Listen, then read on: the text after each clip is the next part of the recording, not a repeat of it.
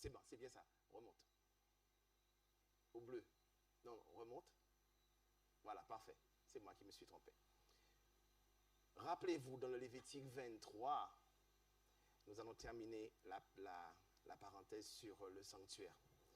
Rappelez-vous, dans le Lévitique 23, nous étions dans la période des... vous m'avez oublié.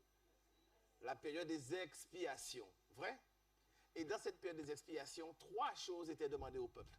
Le peuple était convoqué dans son intégralité. 3 choses étaient demandées. Qu'est-ce qui était demandé? Humilier son âme. Offrir son corps en sacrifice. Et le dernier?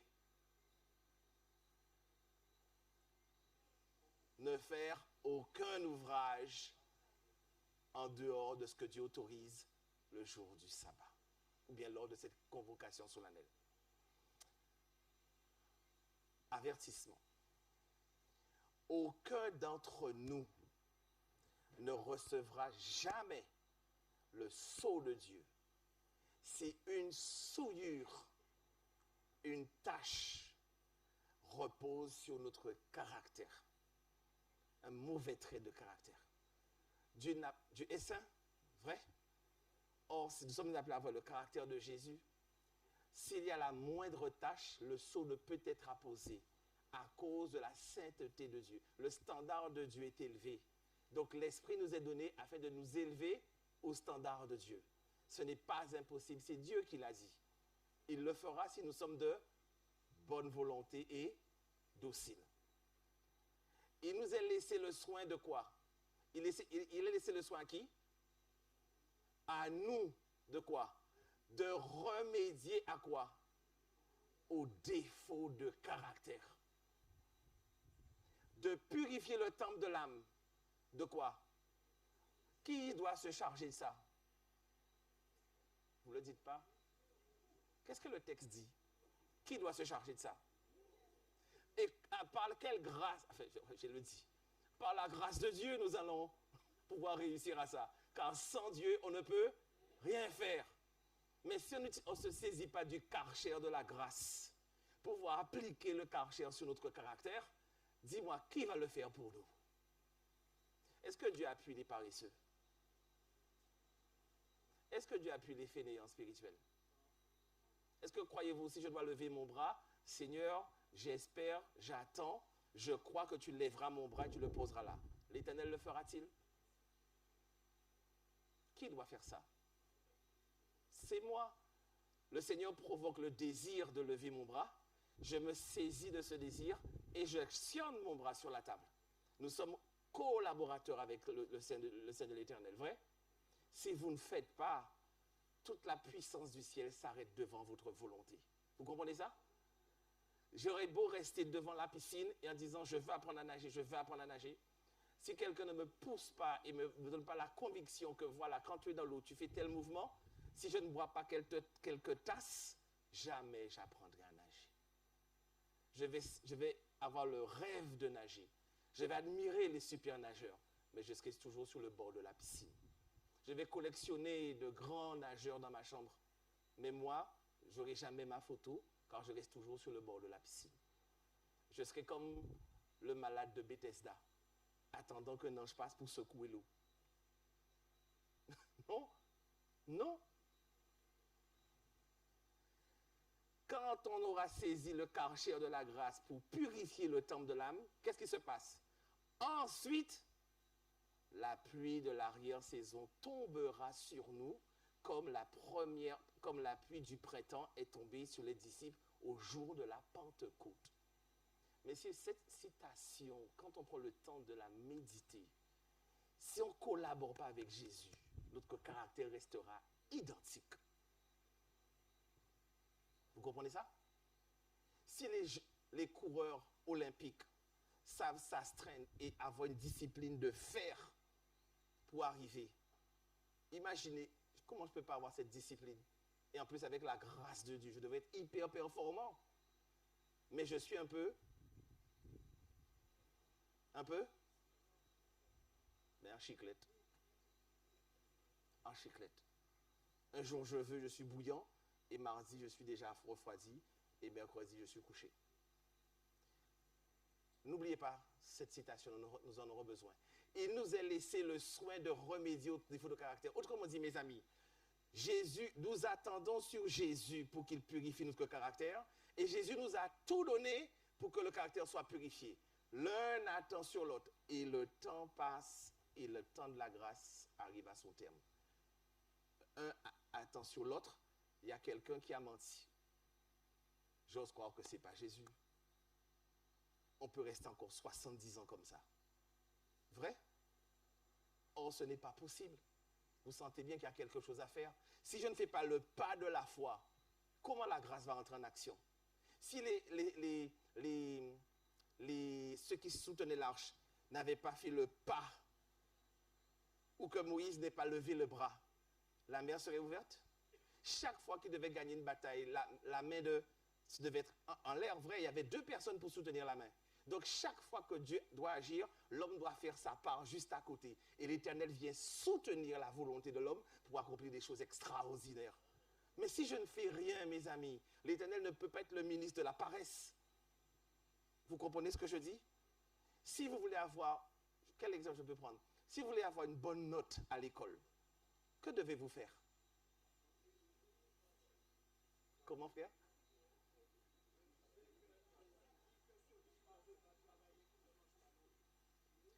Mais heureusement qu'il a des frères pleins de compassion pour donner une assiette au moins pour lundi. Si vous voulez avoir une bonne note, qu'est-ce qu'il faut faire? Si l'examen c'est le 30 de ce mois, vous allez vous mettre à travailler quand?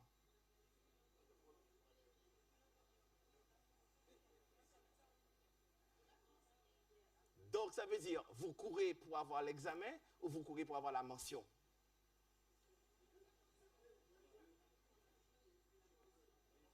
Quel genre de chrétien vous voulez être? Juste être sur les pavés d'or avec les belles maisons et tout? Ou voir Jésus face à face et dire mon Seigneur et mon Sauveur? Vous voyez, 2 personnes vont à l'examen, mais ils ne vont pas pour la même chose. Certains vont pour l'excellence, c'est la mention, parce qu'ils savent que l'examen est une chose acquise. Mais d'autres vont juste pour il faut que j'ai l'examen. Ils ne pensent même pas à la mention. Si je l'ai, grâce à Dieu. Il y a 2 niveaux, un niveau de médiocrité et un niveau de dépassement. Quelle culture avons-nous? La culture du dépassement ou bien bon, si j'ai déjà 11, d'Abel. Je schématise, mes amis, mais on est resté trop longtemps, pendant trop de longues années avec 11 et 12. Il est temps de passer à 17, 18. Il faut qu'on passe à l'excellence. Parce que l'Esprit du Seigneur, c'est quelque chose de puissant et il nous emmène à l'excellence. Mais il n'y a qu'une seule chose qu'il faut faire, il va falloir se secouer un peu. Pourquoi je vous dis ça? Parce que ça, le sceau de Dieu, ne sera pas posé sur votre front et mon front si je reste en chiclette. Ce n'est pas possible. Je vais déshonorer Dieu et la puissance qu'il est si je reste comme ça. Je ne dois pas regarder aux autres, ni à l'épouse, ni aux enfants. Je dois briller, point. Je dois briller, point. C'est pour ça que je suis né. Et qui sait, ça leur donnera envie de faire un geste. Mais je dois briller, point. Parce que je suis né pour ça. C'est pour ça qu'il m'a créé. Il m'a dit, tu es lumière. Est-ce que je vais attendre pour quelqu'un, sur quelqu'un pour que je sois vraiment lumière? Il ne faut pas que je prie trop parce que quand il y a tel qui dit, et puis Jésus qui Jésus, vous comprenez? Cette culture de la réduction, non. Faites ce qui est juste pleinement. Ne vous occupez pas de l'autre. Parce que ce qui est noté au ciel, c'est pour eux. C'est pour vous. On garde ça en mémoire. Rappelez-vous qu'il fallait faire aucun ouvrage. Nous allons rapidement, tu peux passer la diapositive, nous allons regarder les ouvrages qu'il ne faut pas faire. Nous n'allons pas prendre tous les textes, mais nous allons prendre les plus marquants. Allons dans Ésaïe 37, verset 19. Si vous avez une concordance, tapez ouvrage. Et de Genèse à l'Apocalypse, vous allez voir quel genre d'ouvrage l'Éternel ne veut pas que nous fassions. Surtout le jour du sabbat. Ésaïe. Étudiez la parole, ça présuppose que vous ayez votre Bible, une concordance et un livre de l'esprit de prophétie qui correspond au chapitre que vous allez lire, afin de faire un va-et-vient sur la signification des mots et le commentaire du contenu. Question, si vous êtes mort en Jésus, quelle est l'opinion qui va prévaloir? Ce que vous dites ou il est écrit? Un mort a-t-il une opinion? S'il a une opinion, c'est l'opinion de celui par lequel il vit. Est-ce que nous sommes d'accord? Or, si vous voulez que le je meure, il n'y a qu'une seule façon. Il faut que vous parliez, il est écrit. Et pour dire il est écrit, il faut fréquenter les Écritures matin, midi et soir. Qu'est-ce qu'Ésaïe nous dit? Ésaïe 37, verset 19. Qu'est-ce qu'il dit? Alors, je vais aller rapidement.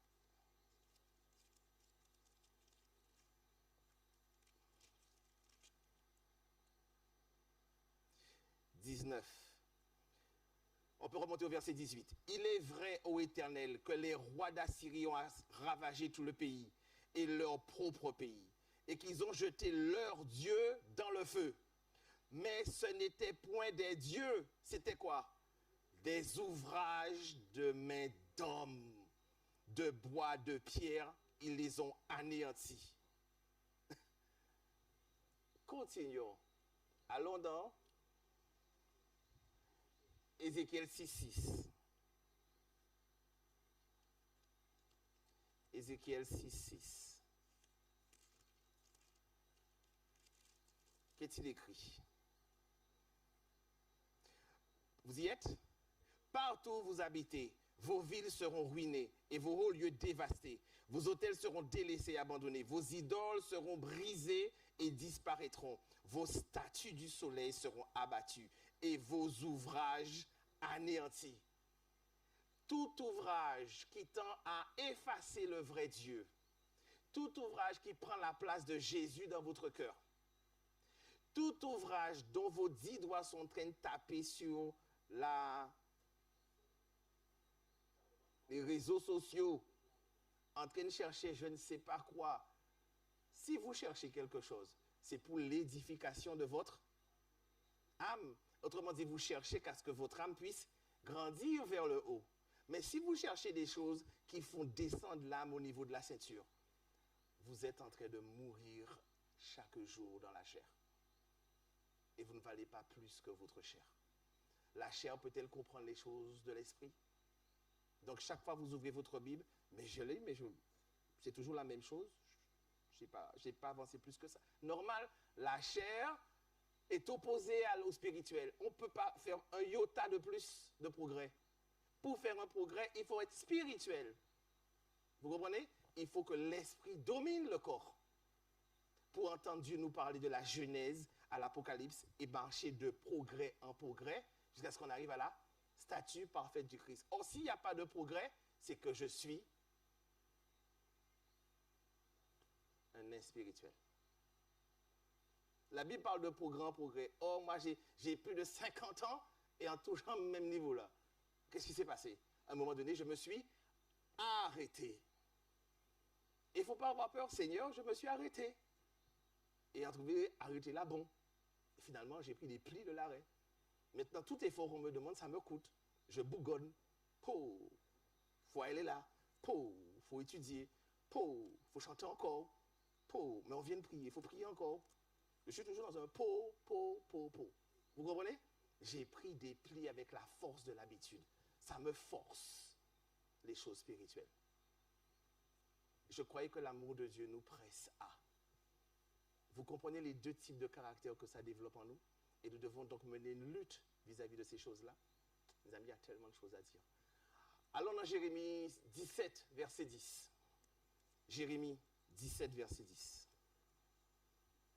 Je ne veux pas dire qu'il faut pas aller sur les réseaux sociaux, mais examinez toutes choses et retenez ce qui vous fait grandir. Si ça ne vous fait pas grandir, bannissez-le. Une image met plus de 50 ans à s'effacer. Quand l'image revient dans votre tête, avec toute l'émotion que ça a créée, votre corps va vibrer. Et pas forcément dans le bon sens. Ce n'est pas ça dont vous aviez besoin. Vous êtes en train de fragiliser toute la structure mentale que Dieu avait rendue fort. En une journée, en une seconde, on peut rendre ça fragile en regardant quelques images ou quelque chose qui Dieu n'aimerait pas regarder avec vous. Jérémie 17. Donc je vous exhorte à la discipline. Ça vous sauvera la vie. Jérémie 17, verset 10. Qu'est-il écrit? Vous y êtes? Moi, l'Éternel, j'éprouve le cœur, je sonde les reins, je rends à chacun selon le fruit de ses, les amis, voilà, verset 10, je rends à chacun selon ses œuvres, jusqu'à ce qu'il comprenne et qu'il arrête. Continuons. Allons au chapitre 18, verset 11. Chapitre 18, verset 11. Vous avez toujours entendu que l'Éternel a des projets de paix et non de malheur. Vous n'êtes jamais demandé pour qui? Pour qui? Pour qui? Pour 16 ans, l'enfant dans la maison du Père, quand il aime le Père, il respecte la maison du Père et il fait ce que le Père lui dit. Et quand le Père entre, il dit, bon enfant, je trouve la maison en bon ordre et tu as fait ce que je te demande. Mais si je suis un enfant, comment je vais dire ça localement? Rosse.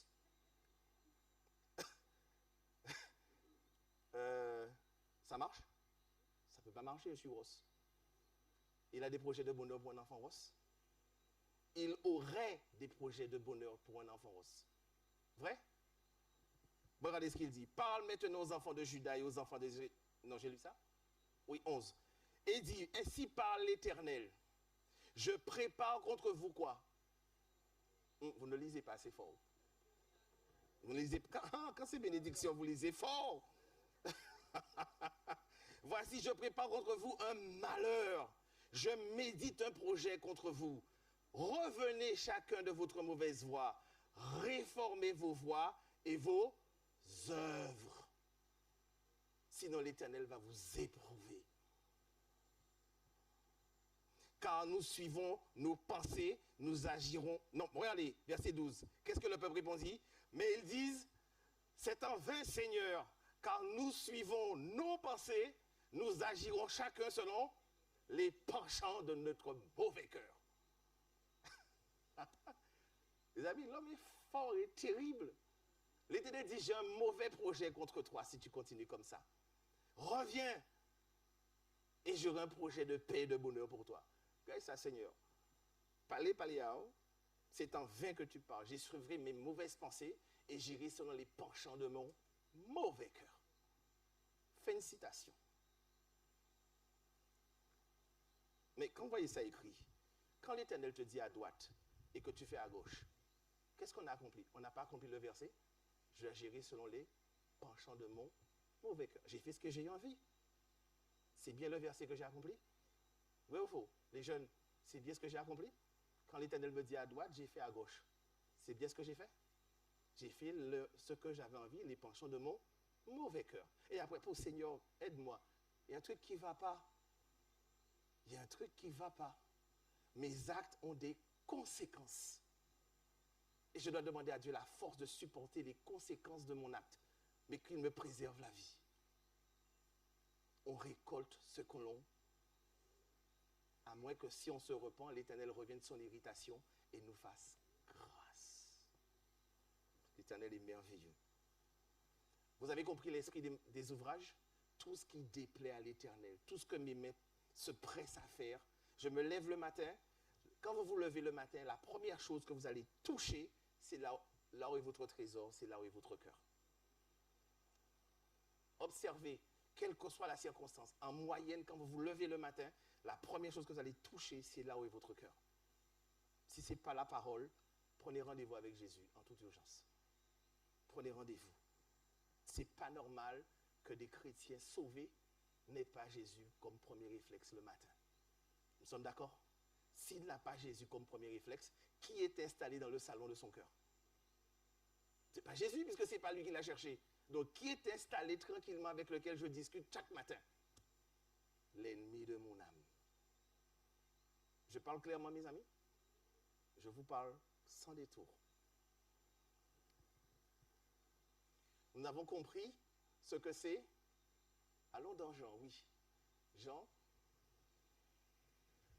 3, verset 20. Oui, allons dans Jean 3, verset 20.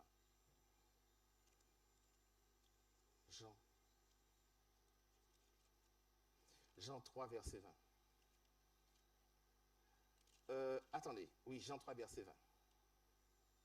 Avant d'aller dans Jean 3, verset 20, Gardez le petit doigt dans Jean doigt et prenez le pouce dans Jean 1, verset 12. Jean 1, verset 12. Jésus est venu nous a laissé sa parole. Afin que quoi? Au verset 12, Jean 1, verset 12, qu'est-ce qui est écrit? Mais à tous ceux qui l'ont reçu, à ceux qui croient en son nom, il a donné le pouvoir de devenir enfants de Dieu. Restez là, maintenant tournez la page. Mais à ceux qui n'ont pas reçu et qui l'ont rejeté, regardez ce qu'il dit, verset 20, Jean 3, verset 20. Car quiconque fait le mal est la lumière et ne vient point à la lumière, de peur que quoi? De peur que ses œuvres ne soient découvertes par le soleil de justice. Il faut mettre la fête. Mais, mes amis, une fois que vous avez avoué la chose et que c'est au soleil, il n'y a plus qu'à le délaisser. Il n'y a pas d'homme et de femme plus grands spirituellement qu'une personne qui se repent. Elle a grandi en un instant. La femme de mauvaise vie, il lui a dit, personne ne te condamne, moi non plus. En une nuit, cette femme est devenue un géant et respectée de tous. Et à qui Dieu a fait une faveur exceptionnelle. C'est elle que Jésus a vue lors de sa résurrection, c'est la première. Et c'est celle qui avait compris ce qui allait arriver à Jésus et lui versa un parfum de grand prix. Alors qu'elle se dit, mais qu'est-ce qu'a fait? Un parfum d'une valeur d'une année, elle le verse là. Les disciples qui étaient les bien-aimés de Jésus n'avaient rien compris. Et elle avait vu que son sauveur allait mourir. Et alors, il est plus intéressant d'honorer quelqu'un quand il est mort ou quand il est vivant. Donc, Dieu l'a honoré comment? En apparaissant à la résurrection à qui? À celle qui l'a honoré vivant. Dieu est fort. Donc, il existe des hommes et des femmes terriblement ancrés dans la foi et qui font des actes qui dépassent l'entendement de ceux qui sont autour de nous, au point que ça provoque la critique. Mais ils ont perçu une vérité et ils ont agi conformément à cette vérité. Êtes-vous bien au fait sur ce que c'est que les ouvrages des mains? À la période des expiations, quand Dieu lave mon cœur pour me rendre pur, je dois être humble. Je dois faire attention à mon corps, ce qui entre dedans. Je ne peux pas marquer mon corps, il ne m'appartient pas. Il appartient à l'Éternel des armées. Je ne peux pas faire n'importe quel ouvrage, puisque je suis dans une période qui a un caractère de sabbat. Je ne peux pas exposer mes yeux à n'importe quoi. Je ne peux pas exposer mes oreilles à n'importe quoi, car ça fragilise ma foi. Ce n'est pas de la peur, c'est que je mets mon corps en sûreté, afin que quand vient l'épreuve, je puisse me présenter devant l'épreuve. Il est écrit, c'est l'épreuve qui s'enfuit, pas moi. C'est l'épreuve qui va se cacher, pas moi. C'est l'épreuve qui prend peur, pas moi. Comprenez-vous? Et comme David, vous êtes prêt à vous jeter sur l'épreuve, puisque l'Éternel, elle vaut votre berger. C'est parce qu'il a dit, je me jette sur une armée en armes. Vous savez ce c'est qu'une armée en armes? Et s'il dit ça, c'est parce qu'il connaît qui est le puissant, tout puissant, qu'il sert. Continuons. Nous sommes au fait sur les trois choses que Dieu demande. Qu'est-il écrit? Enfin, qu'est-ce que l'Esprit de prophétie nous dit à ce sujet? Continue.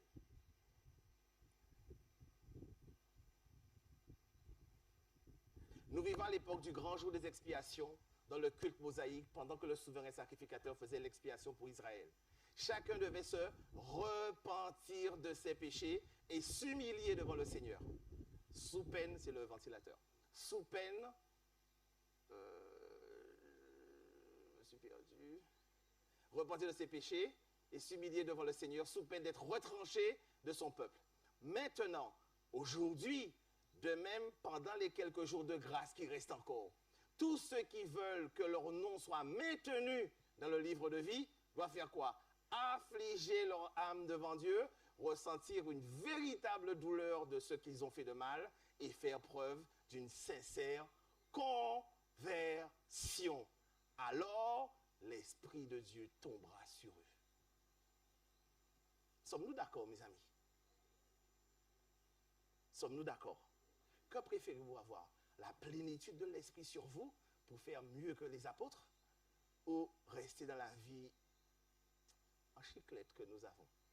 Un jour puissance, un jour faiblesse. Un jour à toutes, un jour on traîne des pieds. Ça ne vous fatigue pas cette vie-là?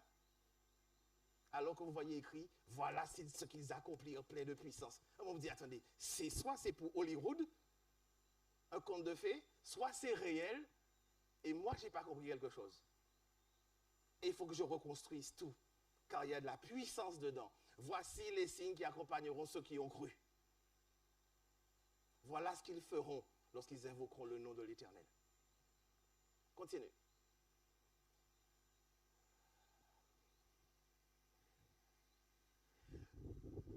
Tous ceux qui luttent pour la bonne cause doivent mener un corps à corps avec qui? Je crois que c'était Jésus qui luttait pour moi. Oui, Jésus lutte pour moi. Mais Jésus est où? Jésus, c'est la parole. Jésus au ciel. Mais qu'est-ce qu'il va laisser? La parole. Et où doit être la parole? Dans mon cœur. Je serre ta parole afin de... Or, la parole me donne la puissance de lutter contre le péché. Donc, je dois mener un corps à corps avec l'ennemi. Ils doivent revêtir toute l'armure de Dieu pour pouvoir déjouer les ruses du diable. Qui va déjouer les ruses du diable? C'est vous avec la parole de Dieu dans votre cœur. Autrement dit, c'est Jésus qui fait cet acte à travers vous parce que vous avez gardé Jésus dans votre cœur. Vous avez gardé la parole.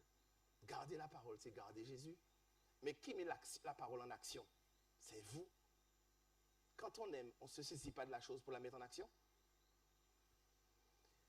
Dieu ne peut pas sauver l'homme contre son gré des artifices et de la puissance satanique. Celui qui doit lutter c'est lui qui doit lutter de toute sa force, soutenu par la force divine du Sauveur. Résister et vaincre à quelque prix que ce soit. En un mot, l'homme doit vaincre comme Jésus a vaincu. C'est ce que dit Apocalypse. À celui qui... Mes amis, il n'y a pas d'âge pour être un conquérant pacifique. C'est une mentalité. Il n'y a pas d'âge pour être un soldat. C'est une mentalité. La lutte pacifique, le mal n'entrera pas plus loin dans ma maison. C'est vous qui décidez ça. Et à partir de là, vous renversez la vapeur. C'est dehors qu'il va. Parce que vous avez résolu de mettre la parole dans votre cœur et dans votre maison. Ma maison et moi, nous servons l'Éternel. Comment l'ennemi peut s'asseoir dans mon salon et en plus discuter avec moi?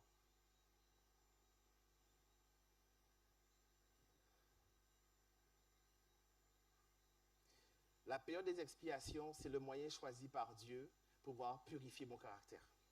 Mais c'est une période spéciale. Exemple, certains l'ont vécu avant nous. Exode 12. Exode 12. Qu'est-ce qui s'est passé en Exode 12?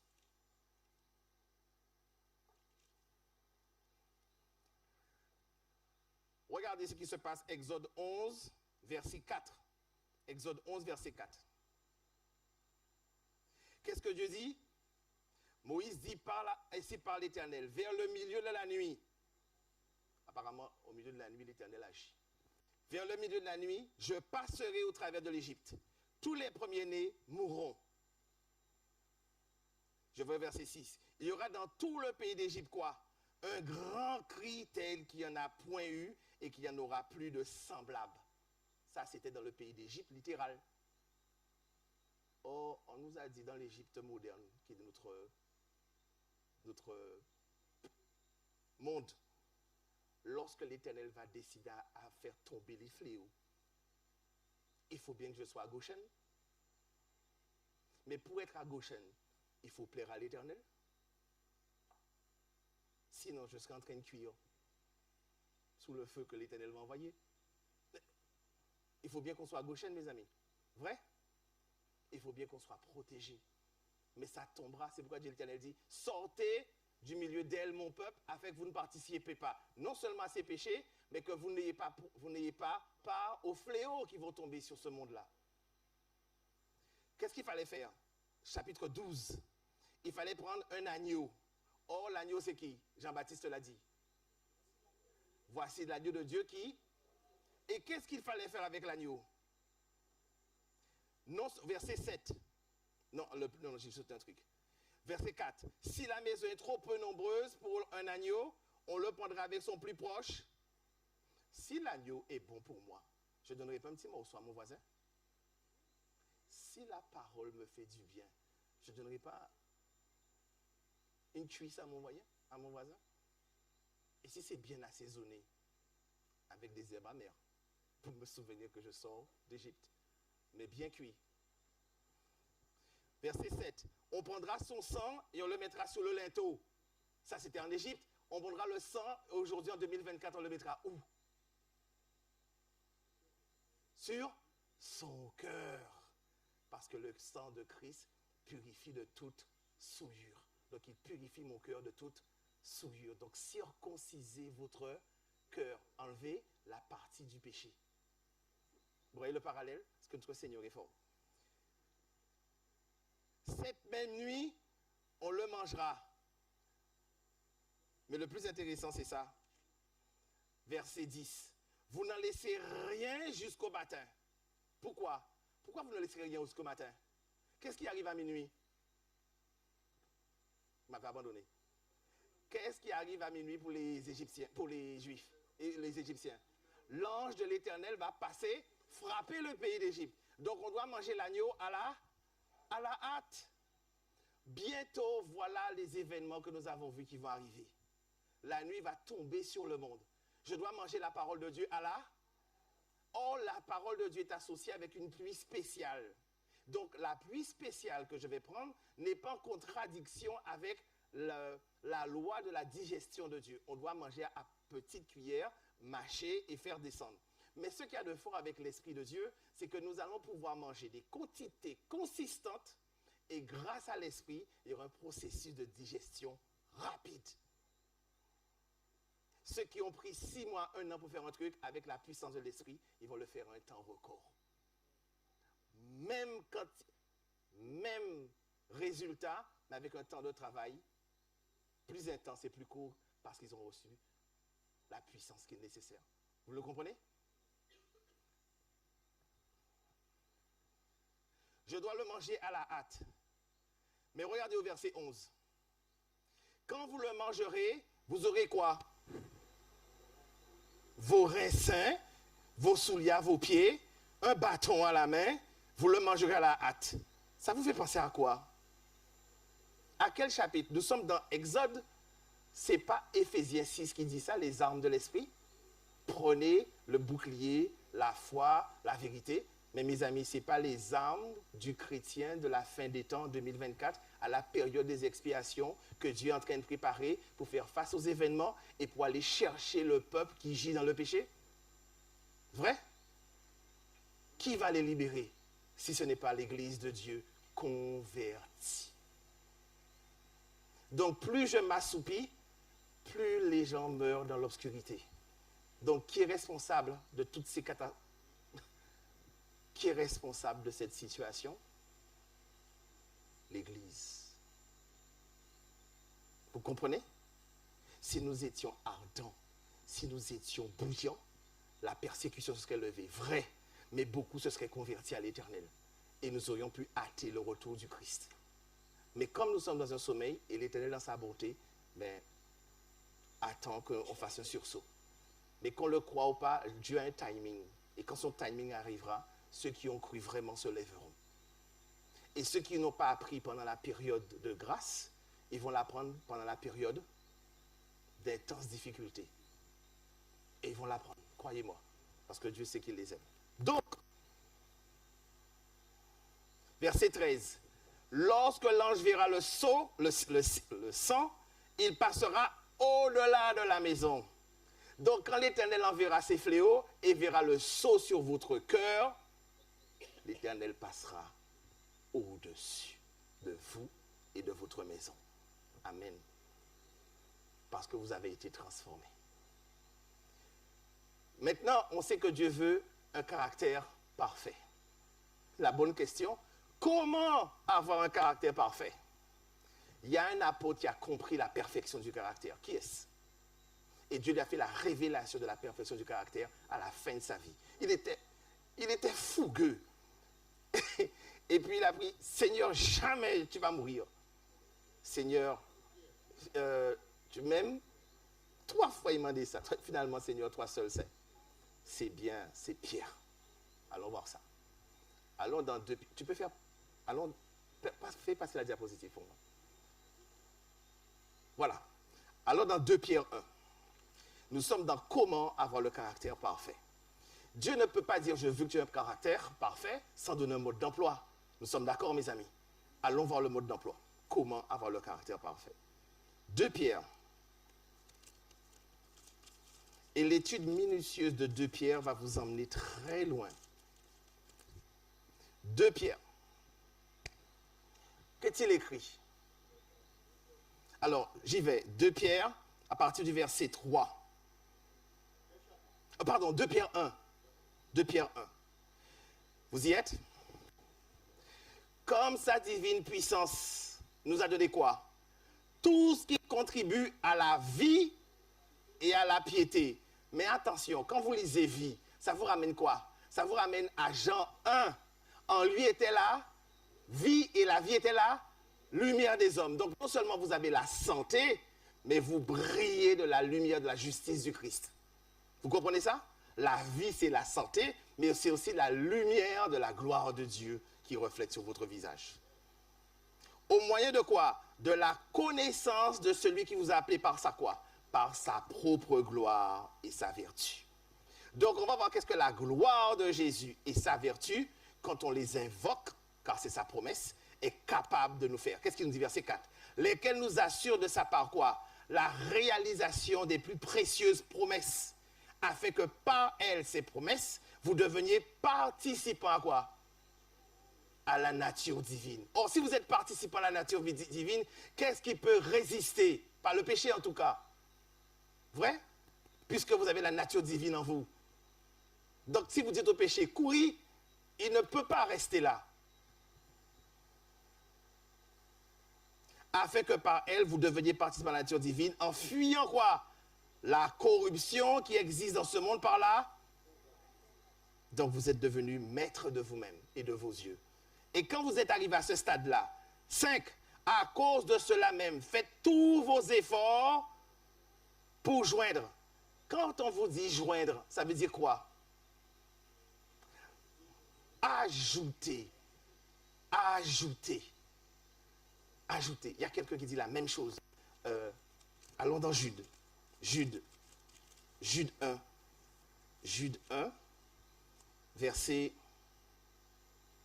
20. Jude dit la même chose. Jude 1, verset 1. Qu'est-ce qu'on raconte? Jude 1, verset 20. Vous y êtes? Pour vous, bien-aimés, vous quoi? Qu'est-ce qui est écrit? Vous édifiant vous-même sur votre très sainte foi, en priant par l'Esprit. Qui doit s'édifier lui-même sur sa foi? Vous. Maintenant, pourquoi? Revenez à 2 Pierre 1, verset 5. À cause de cela même, faites tous vos efforts pour ajouter à votre foi, quoi? La vertu, la science, la tempérance, la patience, la piété, l'amour fraternel et ensuite l'amour agapé. Si ces choses sont en vous et avec abondance, elles ne vous laisseront point oisifs. Autrement dit, vous allez faire des œuvres de lumière. Mieux, regardez ce qui est écrit. C'est verset 10. C'est pourquoi, frères, appliquez-vous d'autant plus à quoi? À affermir votre vocation, votre élection, car en faisant cela, vous ne... Donnez-moi synonyme de broncher. Murmurer. Hein? J'ai entendu. Trébucher. J'ai entendu un mot. Dites-le fort, mes amis. Vous ne pécherez plus. Vous avez du mal à trouver le mot, hein? Mais c'est la vérité. Si ces choses sont en vous, vous ne pécherez plus. Broncher, c'est quoi? S'écarter du but. Or, si vous ne bronchez plus, vous êtes stable vis-à-vis de Jésus. Donc, vous ne péchez si ces choses sont en... Lisons. Les paroles de 2 Pierre sont riches d'enseignements et résonnent comme un cri de victoire. L'apôtre explique aux croyants que le progrès spirituel peut être comparé à une échelle dont chaque degré représente une marche vers qui? La connaissance de Dieu. Cette marche ne doit pas comporter d'arrêt. Ah, ça fait 40 ans dans l'église, mon cher, pas n'y a rien à apprendre encore. J'ai déjà circonscrit la chose. Nous sommes sauvés par grâce, l'Éternel dans son amour, et puis terminé. Eh bien, il dit, ça ne doit pas comporter d'arrêt. La foi, la vertu, la connaissance, la tempérance, la patience, la piété, l'amour fraternel, la charité. Mes amis, si on étudie chacun de ces thèmes, il nous faudra encore 15 jours. Puisque ces thèmes-là vont loin. Mais gardons le principe. Constituent des degrés de cette échelle. Mais le plus beau, c'est quoi? Nous sommes sauvés comment? En gravissant échelon par échelon. Et en nous élevant pas à pas jusqu'à aller vers qui? Autrement dit, il y a un verset qui dit ça. Vous devez marcher de progrès en progrès jusqu'à ce que vous parveniez à la... Dieu se répète, mais c'est la même chose qu'il dit. C'est ainsi qu'il est fait pour vous, sagesse, justice, sanctification et rédemption. Allons voir ça, continue, ça devient plus intéressant. Voilà l'escalier de Pierre. La base, c'est la foi. Nous devons amener la foi à sa maturité. Parce qu'on nous dit, on doit ajouter à notre foi la patience, la vertu. La foi est-elle suffisante pour être sauvé?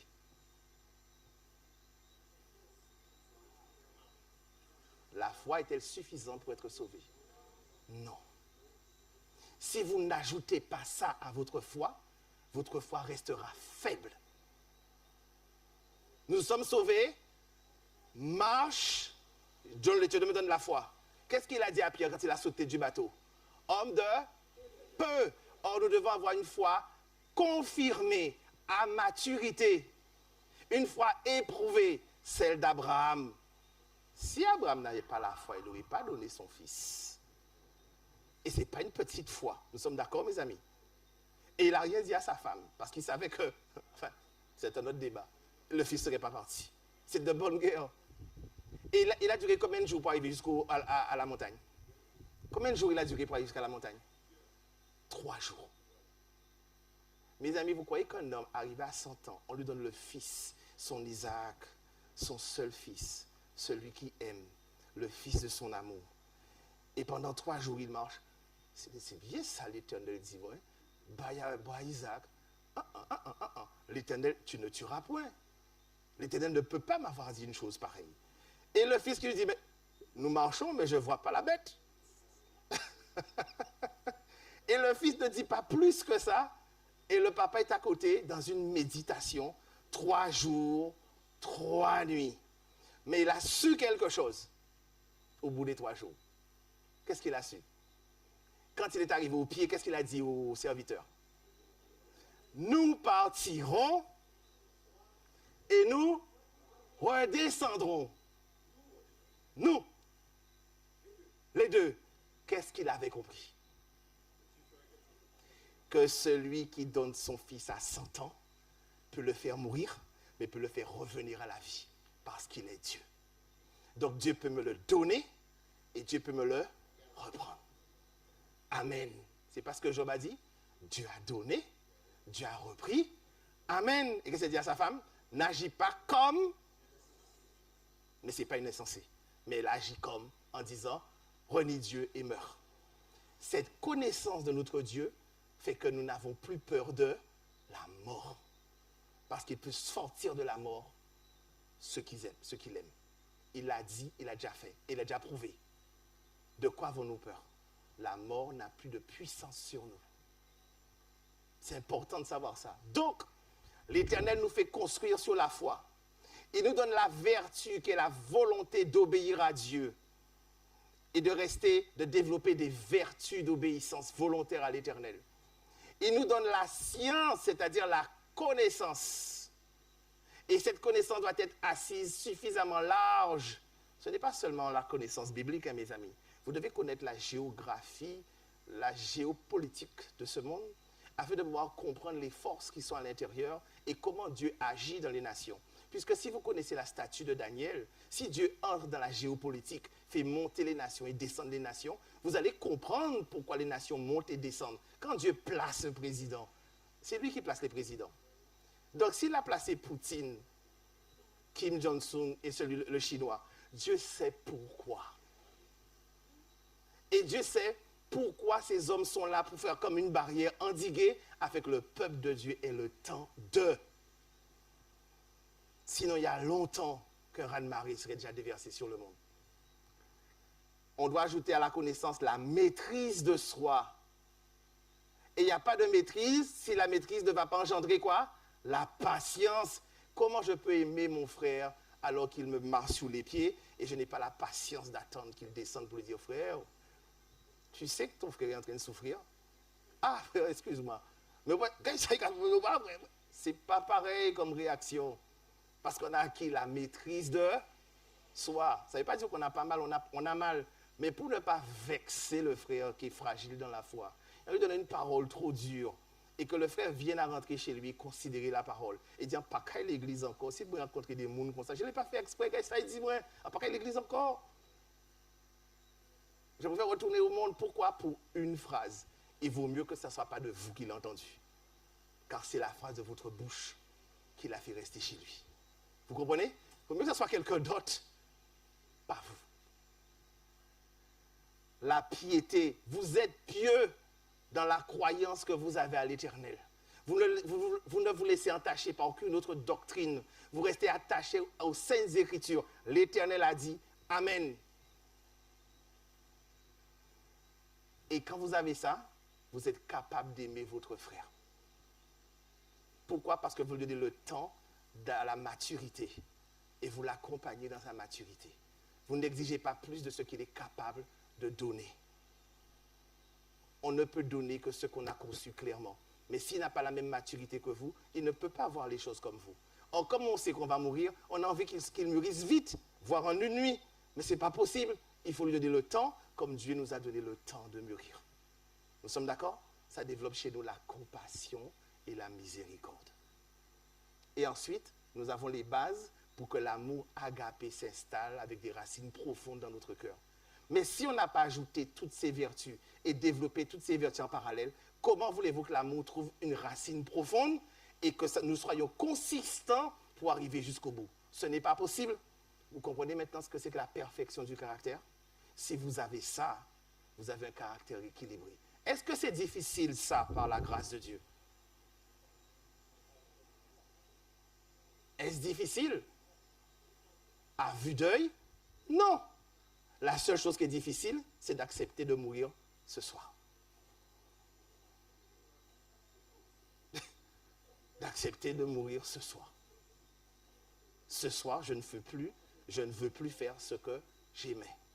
Ce soir, je veux faire ce que Dieu aime. Puisses-tu, Seigneur, me donner la puissance pour m'accompagner, me donner la consistance pour atteindre le but. Tout le monde est de bonne volonté. Tout le monde prend le départ. Fou! Mercredi, tout le monde rentre à la maison. Parce que c'est dur. Mais c'est Dieu qui donne la consistance pour continuer mercredi, jeudi et arriver samedi. Seigneur, merci. Je suis arrivé. Mais c'est par ta grâce.